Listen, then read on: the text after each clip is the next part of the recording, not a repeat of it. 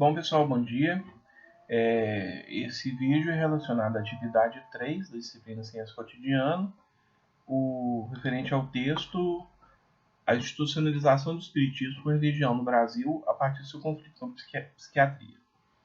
Bom, a gente já começou a ver essa discussão, né, da relação de um saber religioso, uma interpretação de um saber religioso e de um saber científico, né, no caso da psiquiatria, no último texto, né, que analisava o filme, né, O Exorcismo de Emily Rose.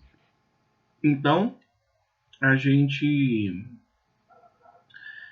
viu, né, como que esse conflito se instaura, né, em termos discursivos, em termos de criação de neologismos, em termos de tentativa de apropriação de um saber pelo outro e de deslegitimação dos diferentes saberes, né, para tentar justificar o meu.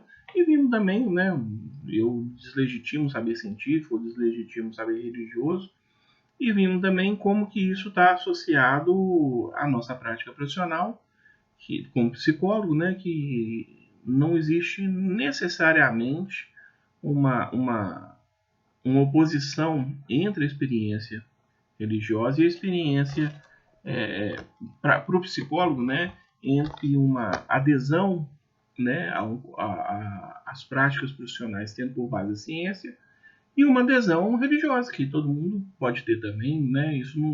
A adesão religiosa não nega a necessidade de que você tem de atuar cientificamente, utilizando as regras técnicas e éticas da profissão do psicólogo, né?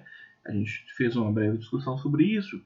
E esse texto, né, também foi o texto que eu fiz. Esse texto eu fiz a partir de um trabalho de conclusão de curso, né, de uma aluna que já tinha lido justamente, inclusive, esse texto anterior, né, que eu tinha produzido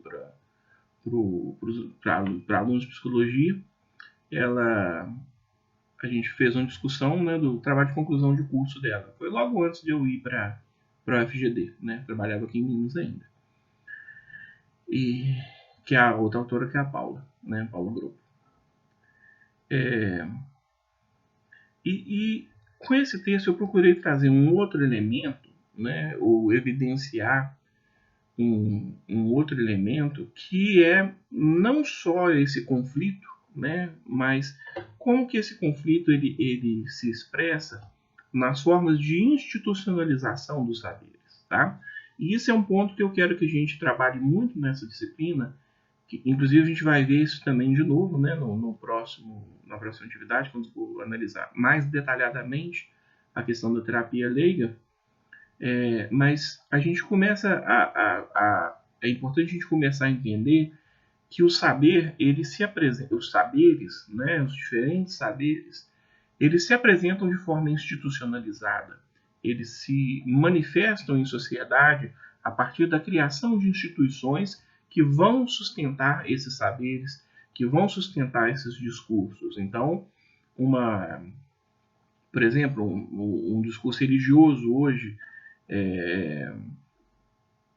em relação à dependência química, por exemplo, né, ele vai se sustentar a partir de criação de instituições. Né, no Espiritismo, por exemplo, com a criação de hospitais psiquiátricos, que é o que a gente vai ver aqui com o texto, né, em algumas igrejas evangélicas e na Igreja Católica, com a criação de comunidades terapêuticas para fazer por meio o tratamento, né, que é o tema da próxima atividade, né? Então a gente vai ver que esse conhecimento ele se institucionaliza através da criação de instituições, ele se institucionaliza a partir da criação de entidades, né, de figuras jurídicas que vão sustentar perante a sociedade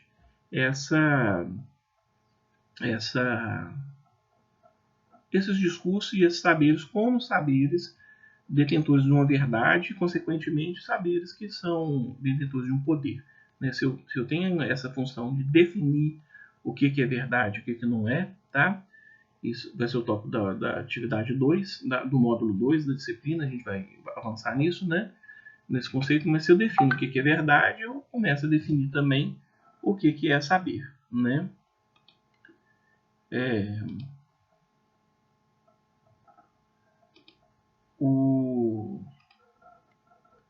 Então, a gente vai vendo na discussão do texto, né, que quando o Espiritismo vem para o Brasil, né, e na verdade quando ele surge, ele entra em conflito com a outra instituição que estava surgindo também, que era a psiquiatria, que era uma variação do saber médico, né, que vinha se apropriando de instituições, principalmente do hospital psiquiátrico, né, que Foucault descreve muito bem isso, né, que os hospitais psiquiátricos e essa percepção da loucura como algo a ser segregado, a ser retirado de sociedade, porque poderia ser contagioso, que poderia ter uma série de comorbidades, né, sexuais, de doenças que se espalhariam junto com a loucura, e a própria loucura como algo contagioso, né, da falta de segurança que o louco representava, eles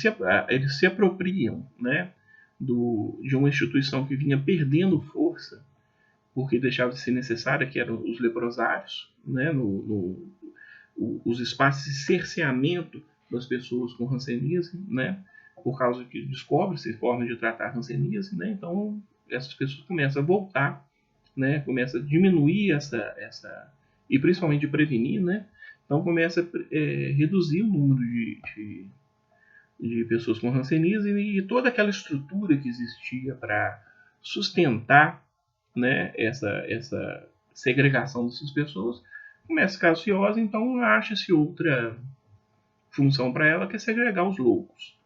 Né? Então, obviamente já existia uma certa segregação dos loucos antes, né? Mas isso começa a tomar uma dimensão maior e você começa a ter a criação dos hospitais psiquiátricos como espaço de segregação, como espaço de poder, né? de institucionalização do poder psiquiátrico, né? De poder no sentido de conformar, a partir de um saber técnico, formas de conduta aceitáveis ou não na sociedade.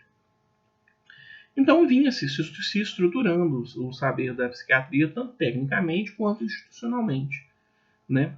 E chega junto, né, com um outro saber que se pretendia, que apesar de discutir aspectos espirituais, se pretendia não uma religião, mas uma ciência.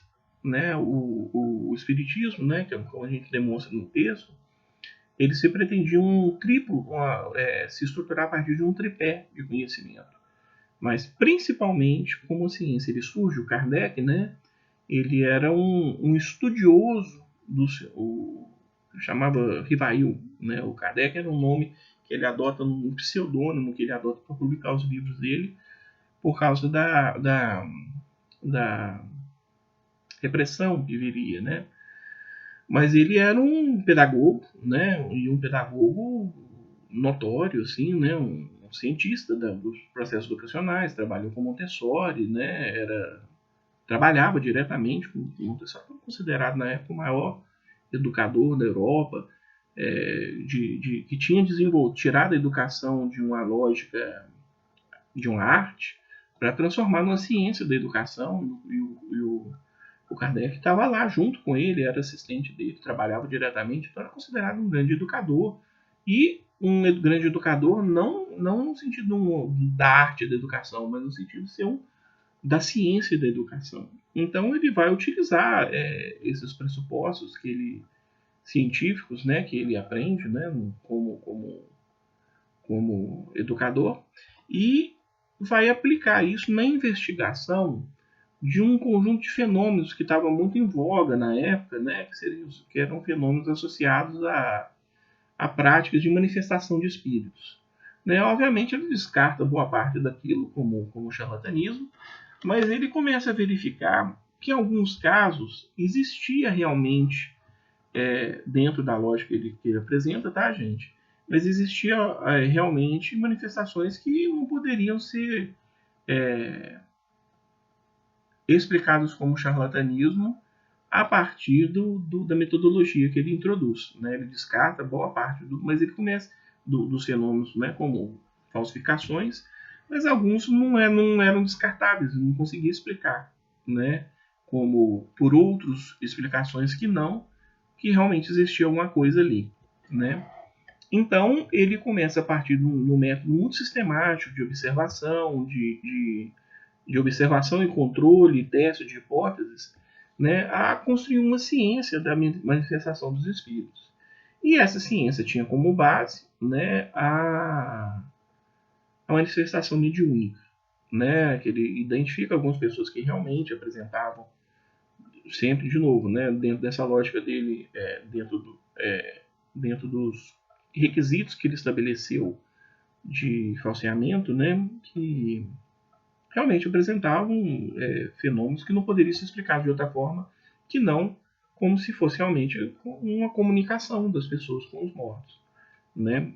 Então ele começa, a partir do estudo desses médiums, criar um processo sistemático de identificação de como funcionava o mundo dos espíritos, como funcionava o processo de comunicação, como que esse mundo dos espíritos afetava, né, os seres vivos, né, dos mortos afetavam os vivos, né, e a partir daí cria o espiritismo, tá? Mas o espiritismo ele surge então, né, inicialmente, antes de tudo, como uma ciência, tá? Também como uma filosofia e, consequentemente, como abordava elementos espirituais, acaba configurando elementos também de uma religião. Tanto que ele reinterpreta, né, o Evangelho segundo o Espiritismo, já era um texto religioso. Então, mas surge, né, apesar de se basear no tripé ciência, religião, filosofia, surge como ciência. No entanto, a questão que é o que eu quero demonstrar com esse vídeo, né, é que a forma de institucionalização, que inicialmente pretendia ser uma ciência, ela vai sofrendo mudanças ao longo do tempo, né, embora a manifestação científica ela continue correndo. No Brasil, principalmente, essa manifestação ela sofre muito, né, porque além da resistência em si essa interpretação mediúnica, nessa interpretação da mediunidade como um fenômeno reconhecível, né, existia uma associação desses fenômenos com fenômenos das experiências religiosas africanas. Então, além da carga de preconceito existente em relação ao espiritismo, né, por si só, né, que vem do questionamento da veracidade dessas práticas mediúnicas, existia também toda uma carga de preconceito decorrente de uma associação que era feita, né, inclusive que em um segundo momento é feito propositalmente pelas religiões espíritas, principalmente a Umbanda, né, pelas religiões de origem africana, principalmente a Umbanda, que é mais propriamente a religião brasileira, mas que incorpora esses elementos africanos. Mas existia esse preconceito também, que é associado ao preconceito racial, né, e preconceito relacionado a culturas africanas, tá? Bom, mas então, mas o principal que acontece é que as manifestações que eram interpretadas, né, de sofrimento mental, que eram interpretadas como decorrentes de vivências espirituais, né, eram explicadas de outra forma pela psiquiatria também nascente, né, e que também se pretendiam as ciências, também se pretendia uma forma de explicação, de definir o que está acontecendo com essas pessoas, tá? Então a gente vai ter um conflito, né, entre essas duas formas de explicação da realidade e que vai, por parte da psiquiatria, né, se estruturar como uma negação radical do espiritismo como uma forma de conhecimento científico, tá? Um questionamento radical da cientificidade do espiritismo e principalmente, né, do efeito que o espiritismo tinha enquanto ação de diminuição, de tratamento, de diminuição do sofrimento dessas pessoas. Pelo contrário, dizia-se que a adesão a essas práticas espíritas, elas causavam o adoecimento, né? Elas não só não ajudavam as pessoas, como prejudicavam elas mais. Está associado ao processo de charlatanismo, de exploração das populações mais pobres, mais incultas, né? E começa a ter um processo muito intenso de ataque, né, dessas ações espíritas, né, que se pretendiam como ações científicas, né, dentro de um quadro de exercício legal da medicina, né, ou na época charlatanismo, né, que era um crime, né? Eu falo assim, eu sou uma pessoa que cura esse tipo de sofrimento. Não, peraí. Quem cura esse sofrimento é a medicina a partir da psiquiatria, né? Então, se você está fazendo isso, você está fingindo que você é médico sem ser.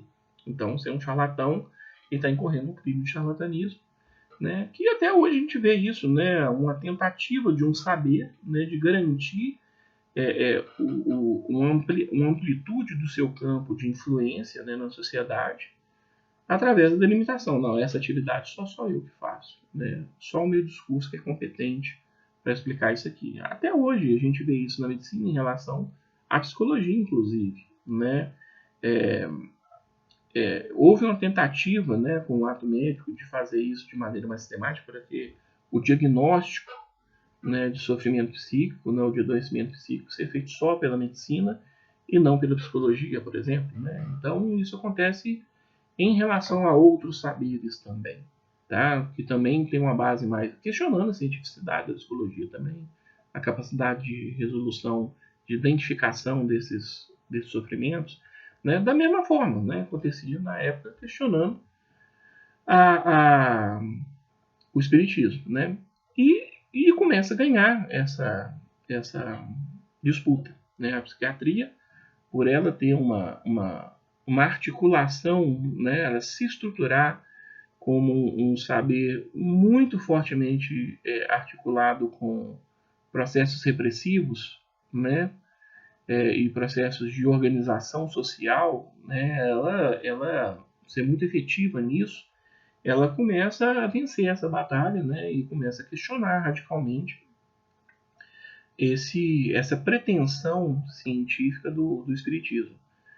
E questionando, inclusive, o próprio exercício do espiritismo dentro do território brasileiro, né? Falando que era nocivo e tal. Então, o espiritismo ele precisa deixar de tentar se estruturar como uma profissão científica ligada à saúde e passar a se estruturar como religião, né? A opção por uma configuração institucional, não como ciência, mas como religião, ele vem então a partir desse embate com a psiquiatria, né? Porque se então então eu não sou ciência, tá, mas eu sou religião, eu faço interpretação religiosa, tá? E essas ações que eu estou fazendo são ações espirituais, né? A psiquiatria vai falar o quê? A psiquiatria não é religião, então não tem domínio técnico sobre o discurso religioso, então não vai poder questionar minhas práticas. Pode até questionar minhas práticas enquanto ciência, mas não pode questionar minhas práticas enquanto religião, né? Que eu exercia essas ações serem feitas, inclusive a criação dos hospitais psiquiátricos, né? Mas o que você tem? Não, caridade, né? Tanto que não existia muito bem hospitais na época. Os hospitais eram feitos pelas santas casas de caridade, né? Que eram hospitais, boa parte, religiosos, né? Então, utiliza-se essa estrutura, né, de hospital da Santa Casa de Misericórdia, né, que eram hospitais de base caritativa, né? Só que em vez de ser caritativo da Igreja Católica ou das igrejas protestantes tradicionais, que também tinham, né, cria-se os hospitais, tá? E é interessante que as outras religiões, além de criar hospitais, além de criar essas instituições, elas tinham essa pretensão de influenciar também nessa formação científica, numa formação mais ilustrada, né? Então elas criavam também universidades, né? Você pega as pontifícias universidades católicas, as universidades luteranas, as universidades metodistas, né, com grande tradição de criação de faculdade, né, e o espiritismo, que se pretendia mesmo uma religião, não cria, né, ele foca todos os esforços na criação dos hospitais, né, para continuar esse esforço de participar dos processos de tratamento, né, que incorporar os elementos da psiquiatria, né, que ela não nega, né, o espiritismo não nega a psiquiatria tradicional, ele vai falar, não, realmente existe esses processos, né, que a psiquiatria tradicional traz, porque quando o efeito já está no corpo, né, mas para além deles existem também efeitos que são espirituais. Então a gente, além do tratamento físico, vai fazer também o tratamento espiritual de desobsessão, né? Que seria as causas aí de sofrimento mental, né? E da mesma forma, esse processo não é único com o espiritismo, né? Mais recentemente a gente teve aí a criação, o surgimento, né, da cientologia, né? Que se pretendia também uma explicação científica, né, e foi amplamente atacado. Não estou falando que é certo, que é errado, que é viagem, que não é, tá? Mas o processo a gente vê que é muito semelhante, né, a esse processo que aconteceu com o espiritismo no Brasil, foi com a cientologia na Inglaterra. Né? Ela é atacada, né, como ciência, principalmente pela psiquiatria também, porque se pretendia a tratar problemas mentais, né? E passa a se configurar como religião, né? Que aí, tá bom, então a religião sai da mesma forma que o espiritismo saiu do escopo de alcance da crítica da psiquiatria, pelo menos da crítica formal, institucional, a cientologia também sai e passa a ser, não, somos religião. Então vai ser fiscalizada dentro das fiscalizações que acontecem com a religião, né? De extorsão, né? De abuso, né? Das pessoas, né? Vai ser criticada a partir dessa perspectiva, né? Que é uma perspectiva de crítica das, das experiências religiosas, que é mais o que existem também, né?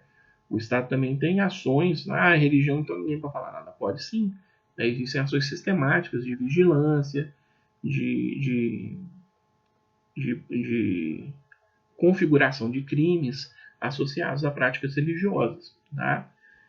Só que passa a ser controlado por outros grupos, outra esfera que não, né, a psiquiatria. Então a gente vai ver que vai existir uma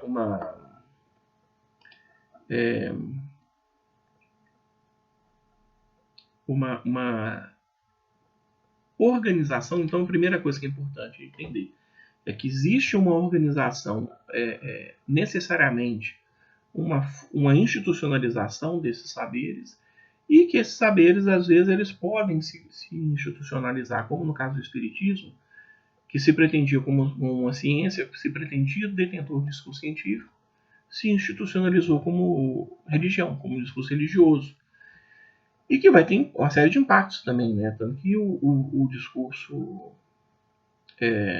no Brasil, principalmente, a dimensão científica do espiritismo, ele está mais presente dentro dos hospitais mesmo, né? Mas nos centros, assim, é muito menos, né? Algumas pessoas estudam, mas é muito mais atividade de caridade espiritual do que propriamente desenvolvimento científico, né? Tanto que algumas vão existir rupturas dentro do movimento espírita em função disso, né? A criação da projeciologia, não, com uma variação, né, do espiritismo aí, focado mais na ciência, né, do Valdo Ribeiro, né? Então, o que eu gostaria de destacar aqui é que esses saberes, né, sobre que a gente via no primeiro momento um conflito, né, no saber religioso e um saber técnico, né, um saber científico, mas esse conflito ele pode se estruturar, ele também tem uma dimensão institucional e que força, né, a forma como esses discursos vão se institucionalizar. eles vão dar diferentes interpretações dentro de uma mesma tradição de explicação, de uma tradição de um saber, né, sobre práticas, por exemplo, no caso, práticas sobre saúde mental, né? No caso do Espiritismo, se pretende uma ciência, né, mas também se institucionaliza como religião, continua exercendo dentro de uma dimensão científica também nos hospitais, tá?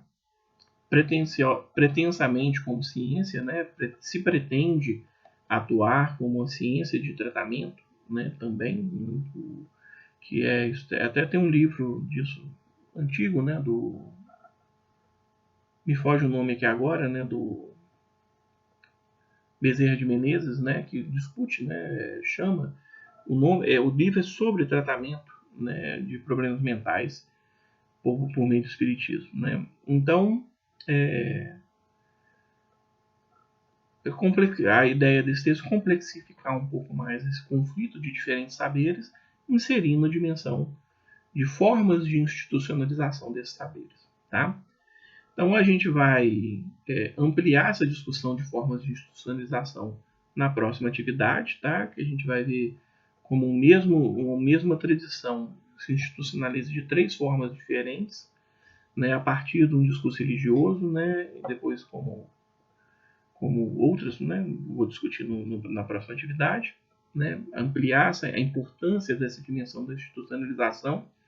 Mas aqui a gente já começa a ver a primeira forma, né, desses saberes, desses diferentes saberes que compõem a explicação do cotidiano, né, eles se contrapõem, né, à ciência ou até se manifestam como ciência através de práticas religiosas. Então tá, pessoal, é isso, né? Tentem utilizar a ficha de leitura, né? E até a próxima.